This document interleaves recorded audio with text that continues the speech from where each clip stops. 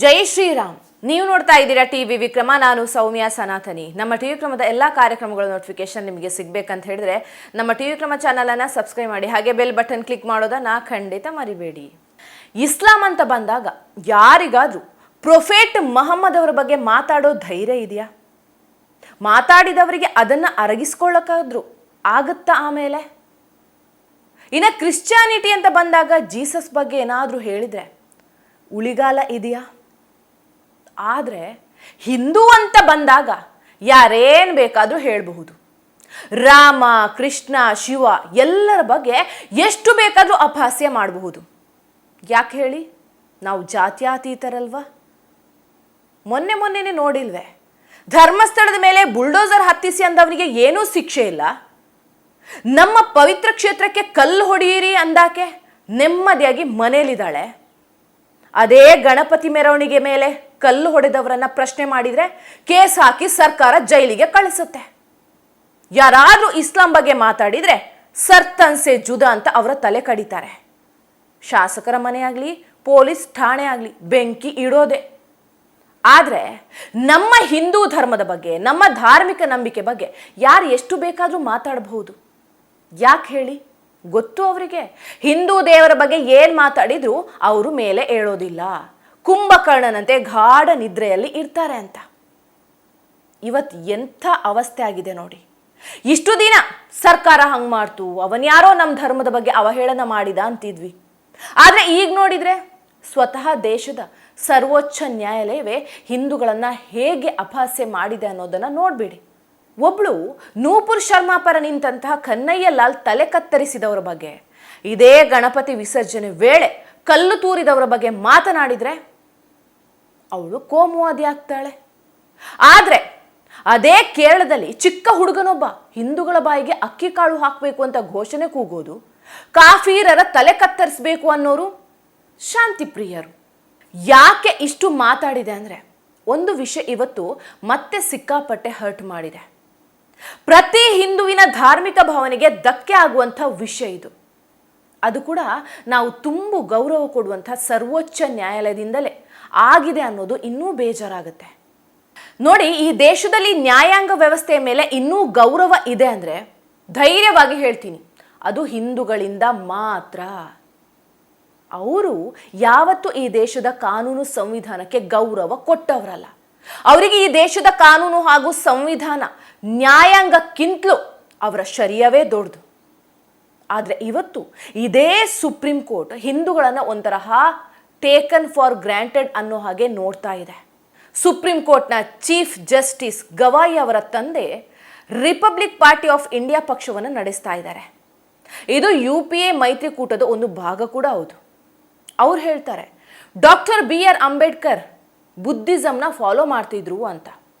ಇಷ್ಟು ಹೇಳೋರಿಗೆ ಇದೇ ಅಂಬೇಡ್ಕರ್ ಅವರು ಇಸ್ಲಾಂ ಬಗ್ಗೆ ಏನೇನು ಬರೆದಿದ್ದಾರೆ ಅನ್ನೋದು ಗೊತ್ತಿಲ್ವಾ? ಹಾಗಾದ್ರೆ ಇಂಥವರಿಗೆಲ್ಲ ಹಿಂದೂಗಳ ಬಗ್ಗೆ ಅಪಹಾಸ್ಯ ಮಾಡೋದ್ರಲ್ಲಿ ಒಂಥರ ವಿಕೃತ ಖುಷಿ ಸಿಗುತ್ತೆ. ವೀಕ್ಷಕರೇ, ಮಧ್ಯಪ್ರದೇಶದಲ್ಲಿ ಒಂದು ಹಿಂದೂ ದೇವಸ್ಥಾನ ಇದೆ, ಖಾಜುರಾವೋ ಅನ್ನೋ ವಿಷ್ಣುವಿನ ದೇವಸ್ಥಾನ. ಈ ದೇವಸ್ಥಾನದಲ್ಲಿ 7 ಅಡಿ ಉದ್ದದ ವಿಷ್ಣುವಿನ ಶಿರಚ್ಛೇದಿತ ವಿಗ್ರಹ ಇದೆ.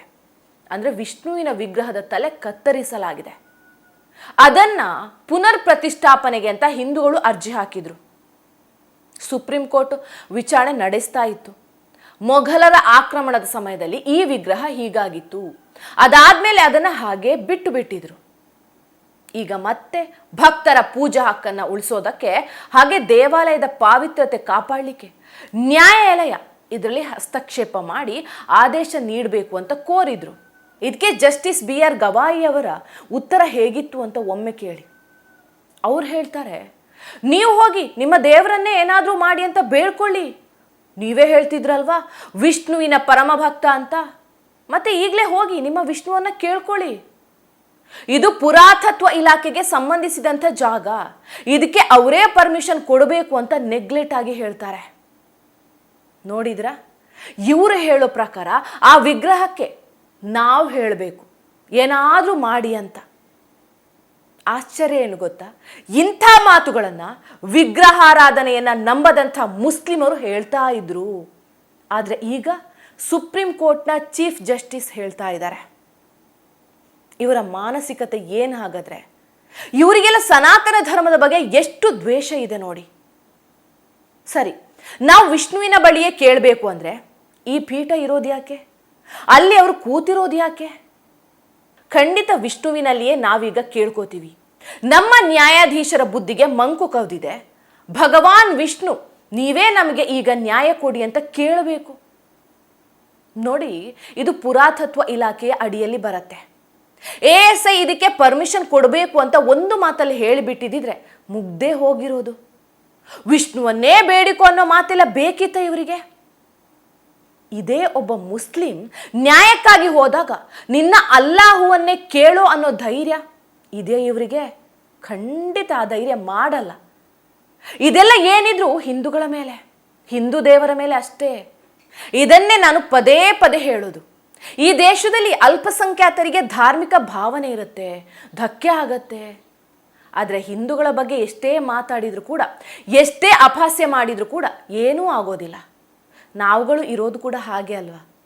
ಇದು ಅವರದ್ದಲ್ಲ, ನಮ್ಮ ಹಿಂದೂ ಸಮುದಾಯದ್ದೇ ತಪ್ಪು. ಈಗ ವಕೀಲರು ಹಾಗೂ ನಾಗರಿಕರು ಚೀಫ್ ಜಸ್ಟಿಸ್ ಗವಾಯಿ ಅವರು ನಮ್ಮ ಧಾರ್ಮಿಕ ಭಾವನೆಗೆ ಧಕ್ಕೆ ಉಂಟು ಮಾಡಿದ್ದಾರೆ, ಅವರು ಕೂಡಲೇ ರಾಜೀನಾಮೆ ನೀಡಬೇಕು ಅಂತ ರಾಷ್ಟ್ರಪತಿಗಳಿಗೆ ಪತ್ರ ಬರೆದಿದ್ದಾರೆ. ಈ ತರಹದ ಮಾತುಗಳು ಇದೇ ಫಸ್ಟ್ ಟೈಮ್ ಅಲ್ಲ ಬಿಡಿ. ಎಲ್ಲ ಕಡೆಯಲ್ಲೂ ಹಿಂದೂಗಳು ಪದೇ ಪದೇ ಕೇಳ್ತಾನೆ ಇರ್ತಾರೆ. ಸಹಿಸಿಕೊಂಡಷ್ಟು ಸಹಿಸ್ಕೊಂಡಿದ್ದೀವಿ, ಇನ್ನೂ ಸಹಿಸ್ಕೊಂಡಿದ್ದು ಸಾಕು, ಎದ್ದು ನಿಲ್ಲೋಣ. ಜೈ ಶ್ರೀರಾಮ್. ಟಿವಿ ವಿಕ್ರಮ, ದೇಶ ನಿಮ್ಮ ಕೈಯಲ್ಲಿ. ಈ ಕಾರ್ಯಕ್ರಮ ನಿಮಗೆ ಇಷ್ಟ ಆಗಿದ್ದಲ್ಲಿ ಲೈಕ್, ಶೇರ್ ಹಾಗೂ ಕಮೆಂಟ್ ಮಾಡಿ.